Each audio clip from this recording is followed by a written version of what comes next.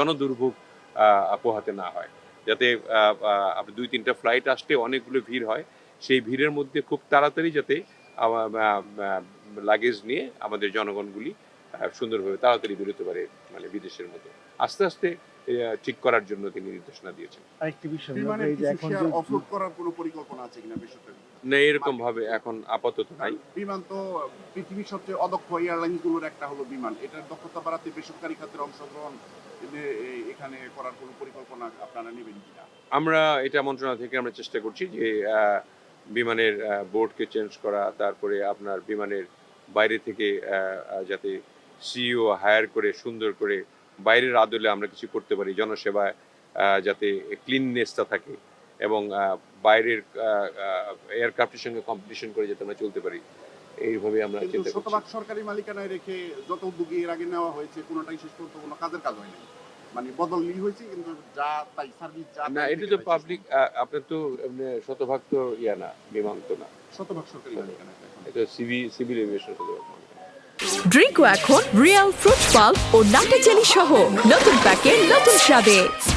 কিছু শেয়ার পাবলিকের আছে তো, আছে, সেটা 60% তো বিমানের, বাকি মার্কেটে কিছু শেয়ার মার্কেট আছে, তো আছে তো 40% আছে।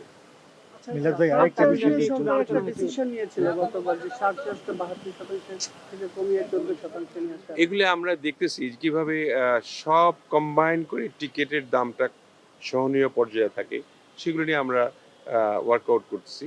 আমরা আশা করি যে কিছুদিনের মধ্যেই আপনারা দেখতে পাবেন বিমানের চেঞ্জ আর কি। কেন অনেক ভঙ্গুর অবস্থা ছিল, মানে কোনো আইন কানুন মেনে আর কোনো কিছু করা হয়নি আগে। তো আমরা একটা একটু ফরমেশনে যাচ্ছি আর কি, নতুন করে গেট কবে করার মধ্যে নির্দেশনা দিয়েছে এটা যদি আমরা যতটুকু সম্ভব দেখতে হবে যাচাই বাছাই করে, কারণ এমনি তো এবার এয়ারপোর্ট তো খুব একটা বড় না আর কি, T1 T2। তো আমরা T1-এ একটা গেট ছিল, একটাই মাত্র গেট ছিল, স্ক্যানার মেশিনে একটা ছিল। আমাদের এনবিআর কে বলতে হবে, এদের লজিস্টিক আছে এনবিআর থেকে কিছু, আরেকটা যে করেছি কাস্টমস লুক লাগবে, স্ক্যানার মেশিন লাগবে, সেই জন্য আমরা যত দ্রুত সম্ভব আমরা এনবিআর কে বলবো একটা স্ক্যানার মেশিন সহ জনবল দেওয়ার জন্য।